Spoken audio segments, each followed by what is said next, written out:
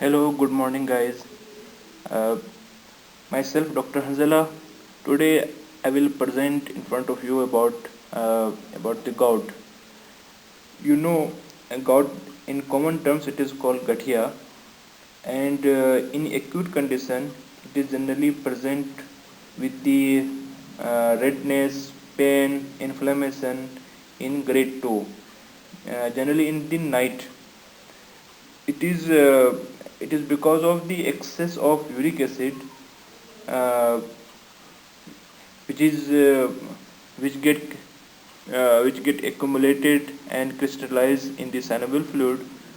That's why it causes severe pain. Now we start with the introduction of the gout.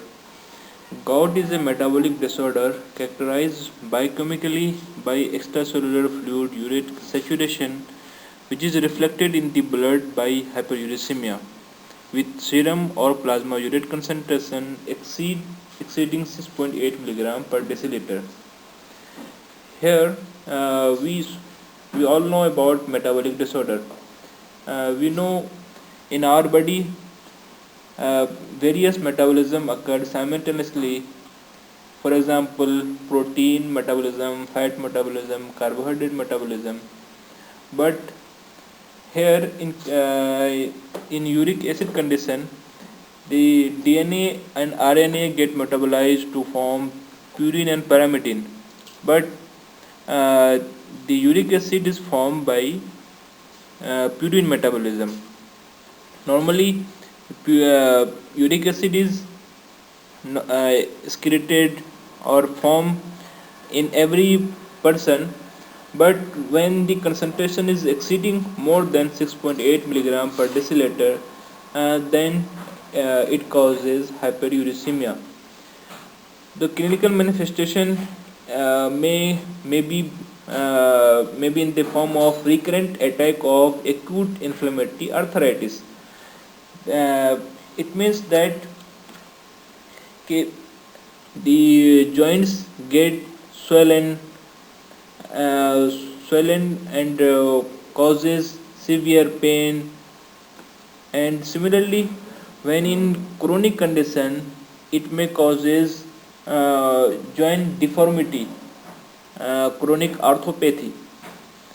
And if it get deposited in the subcutaneous tissue in the form of tophi, uh, this is not very significantly causes many any problem.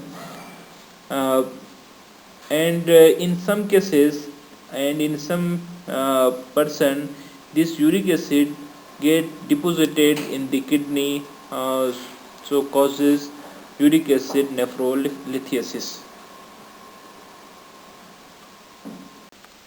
Now let us discuss about the biosynthesis of uric acid. We all know purine and pyrimidines form the RNA and DNA. But when RNA and DNA get metabolized, again it forms purine and pyrimidine. But here, in the biosynthesis of uric acid, only purine it get metabolized to form hypoxanthine and xanthine in the presence of enzyme xanthine oxidase. In the presence of enzyme xanthine oxidase, which form uric acid. Uric acid normally in all human being or in other animals, uric acid is formed. But when there is overproduction of uric acid, then there is a problem. Then this uric acid normally get excreted through the kidney. uh, if there is a problem in excretion, then then uric acid get accumulated, and this accumulation in the blood is called hyperuricemia. Normally, the uric acid level in all human being, it is about 2.5 to 2.5 to 5 milligram per deciliter. But when the concentration of uric acid get increased more than 6.5, then it is called hyperuricemia. These crystals get precipitated in the synovial fluid in the form of uric crystals, and it causes inflammation due to the release of chemotactic factors. We all know about chemotactic factors. Tactis means movement, the substance that stimulates locomotion or migration. It may be leukotriene B4, platelet activating factors, and this causes infiltration of granulocytes into the joints. You all know granulocyte, this is called WBC, and the main function of granulocyte is phagocytosis. Here it get phagocyte the uric crystals because it is exogenous for the WBC or granulocytes, and this causes release of glycoprotein. This glycoprotein, because it is acidic in nature, it releases lactic acid, and it causes more precipitation of gout, and there is a production of lysosomal enzyme for more joint destruction. This causes more destruction of the enzyme and ultimately the precipitation of uric crystal in the synovial fluid. So this uric crystal form and it remain in the synovial fluid, the joints. Now the type of gout. There are generally two types of gout, primary gout and secondary gout. The primary gout consists of 90% of the all gout, and secondary gout only 10%. In primary gout, there is it may be because of overproduction of uric acid or reduced excretion of uric acid with normal production. In overproduction of uric acid, it is because of diet, or it may be because of enzyme defect. It may be unknown or known. You all know about the diet. The diet,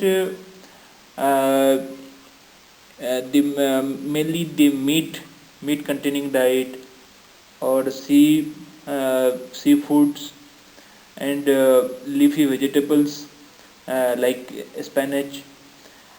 These diets causes overproduction of uric acid. So in gout patient, it should be this type of diet should be avoided. In unknown enzyme defect, we cannot do for this type of defect, but only rare enzyme defect, that is HGPRT deficiency. This is hypoxanthine guanine phosphoribosyl transferase. This enzyme causes change into hypoxanthine into inosine monophosphate and then into inosine. If there is any problem in the HGPRT, then uric acid concentration increases. It is in Lis-Nihan syndrome, in which the mutation of HGPRT gene is there. That is also X-linked disease. And another one, when the production is normal but excretion get reduced, is also occur in many patient. But in some patient where the production is increased with the excretion of urinary uric acid, it may be because of leukemias and aggressive neoplasm, in which the cell turnover is increased, and some drug like thiazide and some anti-cancer drug, it causes hyper secretion of uric acid. In acute arthritis, most common Early clinical manifestation of the gout in the form of redness, swelling, or severe tender, and patient get suffered as it affects its daily routine activity. Usually, one joint is affected initially, and this first joint is metatarsophalangeal joint, that is called grade 2. And other joints can be involved like tarsals and in ankle joints, knee joints, uh, but the first beginning of the episode is generally occurs in the night. Now the pathophysiology of the gout with prolonged hyperuricemia, crystals and microtrophy of urate develops in the synovium and in the joint cartilage, uh, but in unknown events, possibly maybe because of trauma, there is a release of crystal into the synovial fluids, which begins a cascade of events that initiate and intensify and sustain a powerful inflammatory response. This precipitate of urate crystals in the joints, it uh, it get accumulated in the joints, and it get phagocytosed by the macrophages, as well as the complementary system and kinase system get activated, where the neutrophil chemotaxis starts. When phagocytosis of the macrophages, this causes release of interleukin uh, 1 beta and other cytokines, which causes release of proteases. These proteases, the function of proteases is to digest the protein. So, in the cartilage, in the joints, get damaged and uh, and it also causes tissue injury and inflammation. Similarly, in complementary system, the neutrophil chemotaxis starts, and this also starts phagocytosis of the crystals by the neutrophils. This causes lysis of the neutrophils. Uh, the this lysis of neutrophil causes release of lysosomal enzymes. This lysosomal enzyme, it itself causes injury and inflammation. So ultimately, uh, the joints get inflamed, and it causes severe pain. And uh, similarly, the other chemotactic factors and leukotriene B4, prostaglandins, and other free radicals, these make more intense into the injury. Stages of the classic gout, generally it is divided into asymptomatic hyperuricemia and acute gout, then chronic gout. In asymptomatic hyperuricemia, the majority never develop symptom because the many patients have hyperuricemia, but only 10% of the hyperuricemic patient develop the gout. In acute condition, episode of acute attack is there. Symptom may be confined to single joint or more than one joint. Whereas in chronic gout, the stage of deposition of urate crystals, inflammatory cells, foreign body, giant cell in the tissue, and the symptom usually develops after the 10 or more year of acute intermittent gout. So our therapeutic goal is to relieve the acute attack or preventing future attack, and lower the serum urate crystals. Drug for gout, it is divided into acute gout or chronic gout because the management and treatment of both gout is different. In acute gout, we first we give NSAIDs, the non-steroidal anti-inflammatory, drugs and colchicine, steroids for the relieving of the symptoms. But in chronic gout, we have to treat the hyperuricemia.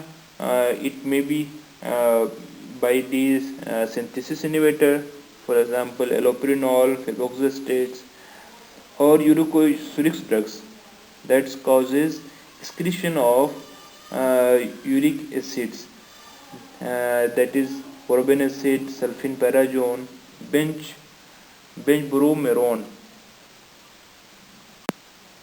Now in acute gout, the NSAIDs, these are anti-inflammatory and analgesics, uh, that are indomethacin, pyroxicam, naproxen. These are the some specific NSAIDs which are very effective in the gout. These naproxen and pyroxicam that inhibits the chemotactic migration of leukocytes. As we just see, these leukocytes and macrophages, they have the more role in the acute gout. So these naproxen and pyroxicam inhibit the chemotactic migration of leukocytes. Similarly, indomethacin, this reduces the neutrophil motility. Uh, so, uh, so, this is very effective in acute condition. But in some condition, we have to give these NSAIDs with the uricosuric agents like allopurinol in chronic gout. Uh, for example, indomethacin, which is given in 25 to 50 milligram thrice a day, and naproxen 500 milligram 2 times a day, and diclofenac 50 milligram 3 times a day. Uh, these these drugs are effective, and we can choose according to the patient. All drugs should not given simultaneously, only one NSAID, or according to the patient condition we have to give. Now the colchicine. These are the alkaloids obtained from the Colchicum autumnale. This is one of the oldest available therapy for acute gout. The mechanism of action, this causes arrest of the cell division at G1 phase, interfering with the microtubules and spindle formation. We all know the cell cycle contains G0, 1, 2, and then S phase. So this colchicine causes G1 phase arrest of the cell cycle. That's why the further cell production is get inhibited. Similarly, the other function of the colchicine, it also alters the neutrophil motility, and it also limits neutrophil adhesion to endothelium, and decreases secretion of chemotactic factor and superoxide by activated neutrophils. The pharmacokinetics of the colchicine, it absorption is rapid, but it may be variable. The peak concentration, it reaches within half an hour and up to 2 hours, and it get metabolized in the liver, and it undergo intrahepatic circulation and then reach to the systemic circulation. And plasma T half life is about 9 hours. The colchicine, uh, col- uh, the dose of colchicine, when the gout flare is there, we give 1.2 milligram in the oral route, followed by 0.6 milligram after 1 hour. And the prophylaxis, this drug is also used for prophylaxis. If the gout attack is less than 1 per year, then we give the dose of 0.6 milligram orally for 3 to 4 days per week. If the attack is more than 1 in a year, then we can increase the dose of 0.6 milligram daily, uh, daily. If the attack is so severe that it occurs many times in a year, then we give 0.6 milligram 2 or 3 times a day for that patient. But this drug is not preferred because of various side effects, which is discussed later on. Now we comes to the adverse effect of colchicine. Colchicine is not preferred because of many reasons. Uh, Nausea, vomiting, diarrhea, abdominal pain. These are the very common symptoms, but it can also causes myelosuppression. You all know myelosuppression. This is the suppression of bone marrow activity, because the bone marrow is the main organ to form the RBC and WBC. So when bone marrow activity decreases, then the number of WBC and RBC get reduced. Similarly, leukopenia is there. The count of WBC get reduced. Gangliocytopenia, gangliocytes, that is WBC get decreases. Thrombopenia, platelets get decreased. Aplastic anemia, because of bone marrow suppression, because it cannot form RBC, so it causes aplastic anemia. Similarly, rhabdomyolysis, the destruction of striated muscles, skeletal muscles. These all are the side effects of the colchicine, so it is not preferred drug.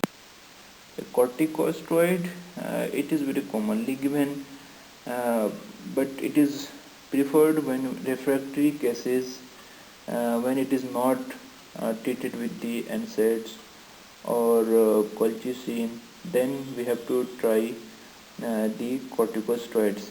The doses starting with the 40 to 60 milligram per day, and the doses get tapered over 2 or 3 weeks. There is some intra-articular injection of soluble steroid, that is triamcinolone. These are also preferred if the uh, if this pain is so severe in the joints, then we give intra-articular injection to that joint to suppress the uh, pain or acute conditions. But in chronic gout, we have to change our lifestyle. So lifestyle modification is very important. So first of all, we have to control our body weight. Then we have to decrease our purine diet, as I discussed. The meat and sea fish and some leafy vegetables, these should be avoided. And we have to increase our liquid intake, and we have to limit to take alcohols, and we should avoid the drugs which increase uric acid, for example diuretics and some other drugs. And the drug therapy started when there is a many episode of acute gout, and there is a presence of tophi and uric acid stones is in our kidney, and facing willingness for lifelong therapy, then we have to start the uh, now let us start with the chronic gout. In chronic gout, there are two types of drug: uric acid synthesis inhibitor and the uricosuric drugs. The first drug in the uric acid synthesis inhibitor is allopurinol.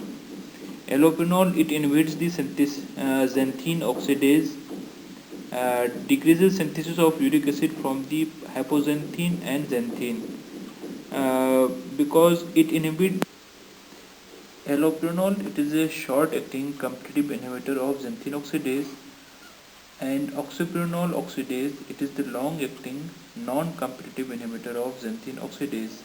Uh, this oxypurinol oxidase is the congeners of allopurinol, and its action is longer than allopurinol. Allopurinol is the first choice of anti-hyperuricemic drug, and it is not an analgesic, and it is not anti-inflammatory nor anti-cancer drug, but it can be used as a purine antimetabolites, and it is very effective therapy for primary or secondary hyperuricemia. Secondary hyperuricemia, you all know, the uric acid get increased in the cancer chemotherapy and radiation therapy, or even with the treatment with the thiazides. Uh, and it is also used in poor renal functions and stone formers. Uh, that's why it can help in the excretion of uric acid.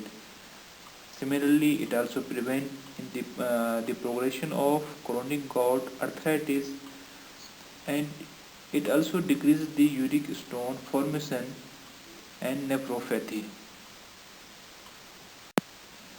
One thing is very interesting in the treatment of allopurinol in chronic gout, that the incidence of acute gout increases during initial therapy due to the mobilization of tissue stored of uric acid. Uh, when we treat the asymptomatic patient gets symptoms with the acute gout, and so in initial treatment with allopurinol we give colchicine or NSAID in initial 3 to 6 months, and the dose start with the 100 milligram per day, and it can be increased 100 milligram per week, and maintenance dose or 300 milligram daily. In severe case, the dose may be increased to 400 to 600 milligram, and it can be given in the divided dose. The pharmacokinetics of allopurinol, it is given orally, and it with the good and rapid absorption, and it get metabolized into oxypurinol. The T half-life of allopurinol is 2 hours, while the oxypurinol, the half-life is about 18 to 30 hours. There are some adverse effects. Uh, Allopurinol causes hypersensitivity reactions to some patients, like skin rashes, fever, muscle pain. In rare condition, it can also cause Steven-Johnson syndrome. Now the febuxostat. Febuxostat, this is the second drug uh, in the uric acid synthesis inhibitor. This is also a potent inhibitor of xanthine oxidase. It directly inhibits the xanthine oxidase. This is also used for chronic gout, or it can be used for secondary hyperuricemia, but allopurinol is preferred. The dose of febuxostat is 42. Starting dose is 40 milligram, and it can be increased up to 80 milligram per day. But it causes some adverse effect like liver dysfunction. So it is not given uh, when the LFT is deranged. It can also cause diarrhea, headache. Allopurinol, it is a short-acting competitive inhibitor of xanthine oxidase, and oxypurinol oxidase, it is the long-acting non-competitive inhibitor of xanthine oxidase. Uh, this oxypurinol oxidase is the congeners of allopurinol, and its action is longer than allopurinol.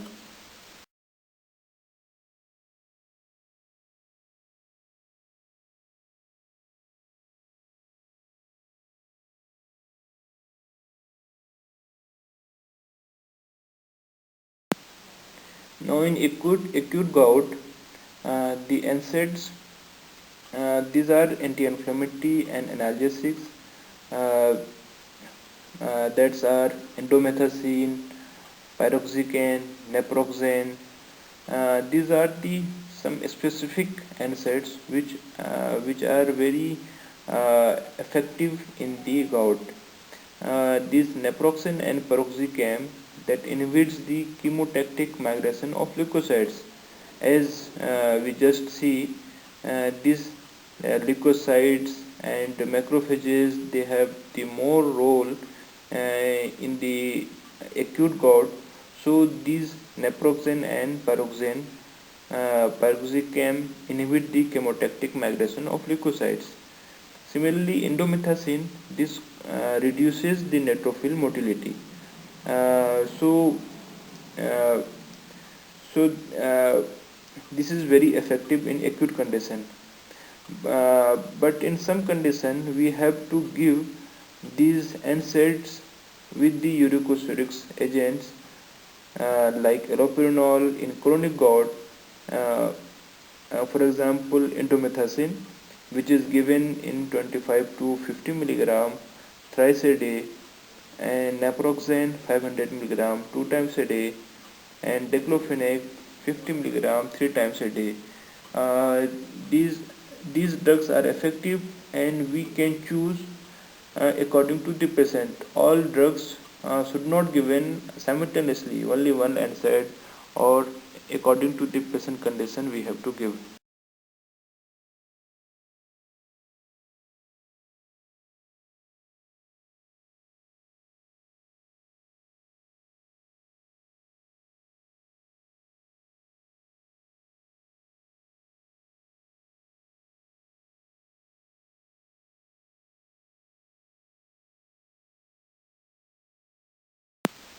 The adverse effect of probenecid, it causes mild gastrointestinal irritations. It may also cause hypersensitivity, and in high doses it may causes convulsion or respiratory failure, but it is very rare. Similarly, other drugs sulfenperazone in this group, uh, the mechanism is similar to probenecid. It also acts as a uricosuric drugs. It increases the excretion of uric acid through kidney. It inhibits the tubular reabsorption of uric acid through organic anion transport inhibition, and the doses 100 to 200 milligram daily, and the doses can increase over 2 weeks up to 600 milligram.